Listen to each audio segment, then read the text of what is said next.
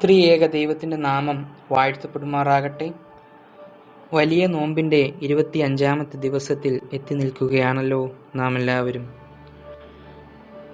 നമ്മുടെ ഇന്നത്തെ അല്പനേരത്തെ ആത്മീയ ധ്യാനത്തിനായിട്ട് തിരഞ്ഞെടുത്തിരിക്കുന്നതായ വേദഭാഗം വിശുദ്ധ യോഹന്നാൻ എഴുതിയ സുവിശേഷം 3-ാം അധ്യായം 1 മുതൽ 17 വരെയുള്ള വാക്യങ്ങളാണ്. അതിൽ നിന്നും 14 മുതൽ 16 വരെ വായിക്കുകയാണ്. മോശ മരുഭൂമിയിൽ സർപ്പത്തെ ഉയർത്തിയതുപോലെ മനുഷ്യപുത്രനെയും ഉയർത്തേണ്ടതാകുന്നു. അവനിൽ വിശ്വസിക്കുന്ന ഏവനും നിത്യജീവൻ പ്രാപിക്കേണ്ടതിന് തന്നെ.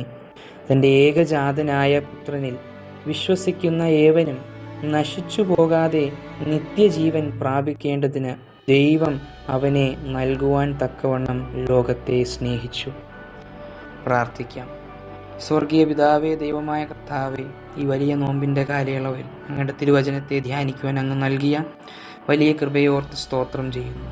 തിരുവചനം സംസാരിക്കുന്ന അടിയനെ ക്രൂശിൻ്റെ മറവിൽ നിർത്തണമേ. തിരുവചനം ശ്രവിക്കുന്ന വിശ്വാസ സമൂഹത്തിൻ്റെ മേൽ തിരുവചനത്തിൻ്റെ സാരാംശം പകർന്നു നൽകണമേ. പരിശുദ്ധാത്മാവിനാൽ നിറയ്ക്കണമേ.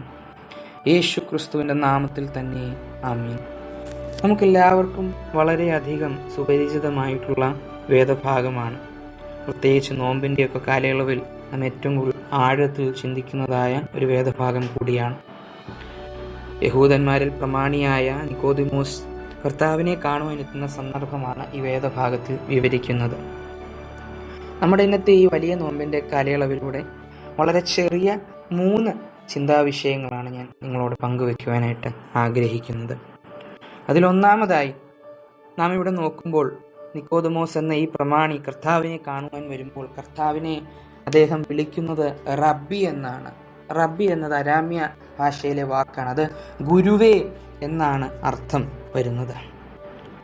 എന്താണ് നമുക്ക് ഈ ബിബ്ലിക്കൽ കോണ്ടെക്സ്റ്റിൽ കാണുവാനായിട്ട് സാധിക്കുന്നത്?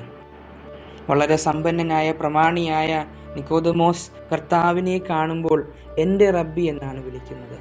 ഈ വലിയ നോമ്പിൻ്റെ കാലയളവിൽ നാം ആയിരിക്കുമ്പോൾ നമുക്ക് നമ്മുടെ രക്ഷകനായ നമ്മുടെ ദൈവമാവുന്ന കർത്താവായ യേശു ക്രിസ്തു എന്ന ഗുരുവിനെ, യേശു ക്രിസ്തു എന്ന റബ്ബിയെ ഒരു വിദ്യാർത്ഥിയുടെ ആത്മീയ ദാഹത്തോടുകൂടി നമുക്ക് തേടി ചെല്ലുവാൻ സാധിച്ചിട്ടുണ്ടോ?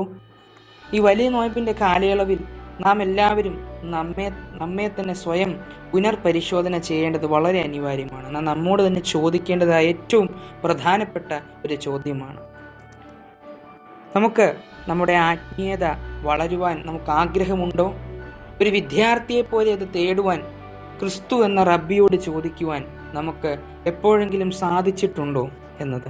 രണ്ടാമതായിട്ട് ഞാൻ പറയുവാനായിട്ട് ആഗ്രഹിക്കുന്നത്, ഇവിടെ വീണ്ടും ജനിക്കുന്നതിനെ പറ്റി, പുനർജനത്തെ പറ്റി കർത്താവിടെ നിക്കോദമോസും കർത്താവുള്ള സംഭാഷണത്തിൽ പറയുന്നു. അവിടെ നിത്യജീവനെ പറ്റിയാണ് അവിടെ കർത്താവ് നിക്കോദമോസിനോട് പറയുന്നത്. അപ്പോൾ വീണ്ടും ജനിക്കുക എന്നത് കർത്താവ് രക്ഷയെക്കുറിച്ച്, സാൽവേഷനെ കുറിച്ച് അവിടെ പറയുമ്പോൾ നിക്കോദമോസ് ചോദിക്കുന്നുണ്ട്, വീണ്ടും ജനിക്കേണ്ടതിന് അമ്മയുടെ വയറ്റിൽ നാം വീണ്ടും പോയി ജനിച്ചു വരേണ്ടത് അനിവാര്യമാണോ എന്ന്. അവിടെ കർത്താവ് പറയുന്നുണ്ട്, ജലത്താലും ആത്മാവിനാലുമാണ് ജനിക്കുന്നതെന്ന്.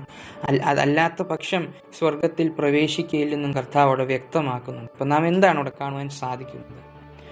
ജലത്താൽ പറയുമ്പോൾ വിശുദ്ധ മാമോദീസ എന്ന പരിശുദ്ധ സഭയുടെ കൂദാശയിലേക്കാണ് അതിനെ കണക്ട് ചെയ്യുന്നത്. നാം നോക്കുമ്പോൾ വിശുദ്ധ മാമോദീസയിലൂടെ കർത്താവിൻ്റെ രക്ഷയാകുന്ന മുദ്ര പ്രഖ്യാപിക്കപ്പെടുകയാണ്. അപ്പോൾ അതവിടെ പ്രഖ്യാപിക്കപ്പെട്ടുകൊണ്ട് വയ്ക്കുവാനുള്ളതല്ല, മറിച്ച് നമ്മുടെ ക്രിസ്തീയ യാത്രയിൽ, പ്രയാണത്തിൽ, തുടർന്നുള്ള ജീവിതത്തിൽ നമ്മെ തന്നെ സ്വയം പുനർപരിശോധന ചെയ്യേണ്ടത് അനിവാര്യമാണ്. ഞാൻ ക്രിസ്തുവിലേക്ക്, എൻ്റെ ആ മാമോദീസ പ്രായത്തിൽ നിന്നും ഞാൻ ആയിരിക്കുന്നതായ ഈ ഘട്ടത്തിലേക്ക് എത്രത്തോളം എൻ്റെ വളർച്ച ക്രിസ്തുവിലേക്ക് കഴിഞ്ഞു, എൻ്റെ ആത്മീയമായ വളർച്ച സമ്പന്നമാണോ എന്ന് നോക്കണം. പലപ്പോഴും ഇന്ന് ആത്മീയത ദാരിദ്ര്യത്തിലും നമ്മുടെ മറ്റ് ഭൗതികമായ കാര്യങ്ങൾ സമ്പന്നത്തിലുമാണ്.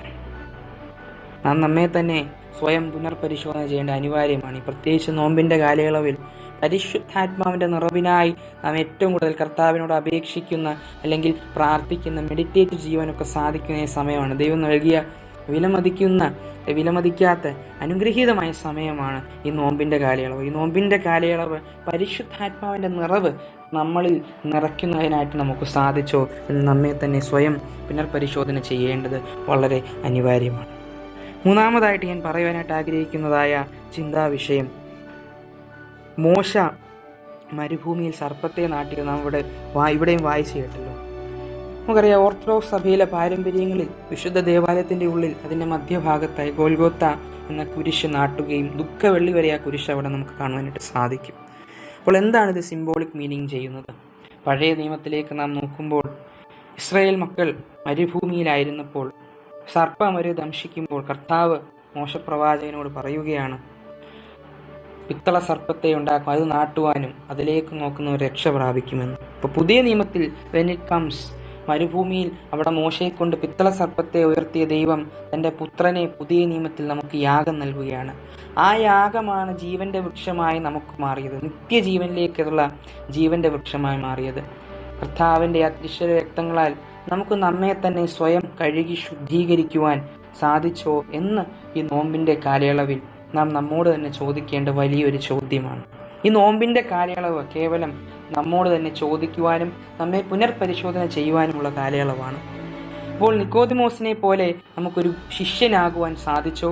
ഒരു വിദ്യാർത്ഥിയാകുവാൻ, ജീവന്റെ വൃക്ഷമാകുന്ന ശ്ലീഭ നമ്മുടെ ഹൃദയങ്ങളിൽ നാട്ടുവാൻ സാധിച്ചോ എന്നും പരിശുദ്ധാത്മാവ് നിറവ് ഉണ്ടാവാൻ സാധിച്ചോ എന്നും നാം ഈ നോമ്പിൻ്റെ കാലയളവിൽ നമ്മെ തന്നെ സ്വയം പുനർപരിശോധന ചെയ്ത് ആത്മീയമായി വളരുമ്പോഴാണ് നമുക്ക് ക്രിസ്തുവിലേക്ക് എത്തുവാൻ, വിശുദ്ധ നോമ്പിൻ്റെ ആചരണം അതിൻ്റെ പൂർണ്ണതയിലേക്ക് എത്തുകയും ചെയ്യുന്നത്. എങ്ങനെയാണ് നമുക്ക് സാധിക്കുന്നത്? വിശുദ്ധ വചനത്തെ, ദൈവവചനത്തെ ആഴമായി ധ്യാനിക്കുമ്പോൾ, ആത്മീയമായി നമ്മിൽ തന്നെ പ്രാർത്ഥനയിൽ നാം മുഴുകിയിരിക്കുമ്പോൾ, നമ്മൾ ലൗകിക ജീവിതങ്ങളെ ത്യജിക്കുമ്പോൾ, നമ്മുടെ ഈ നോമ്പിൻ്റെ കാലയളവ് ത്യജിക്കുവാനാണ് പഠിക്കുന്നത്. ത്യജിക്കുമ്പോൾ ഉണ്ടാകുന്ന ഒരു സമ്പന്നത, ആ സമ്പന്നതയാണ് ക്രിസ്തുവിലേക്ക് നമ്മളെ എത്തിക്കുന്നത്. ക്രിസ്തു എന്ന ആ സമ്പന്നത നേടുവാൻ നമ്മെ അനുയോജ്യമാക്കി തീർക്കുന്നത്. നമ്മുടെ ഈ അല്പനേരത്തെ ആത്മീയ ധ്യാനത്തിലൂടെ വളരെ ചെറിയ 3 ചിന്താഗതികളാണ് ഞാൻ പങ്കുവെച്ചത്.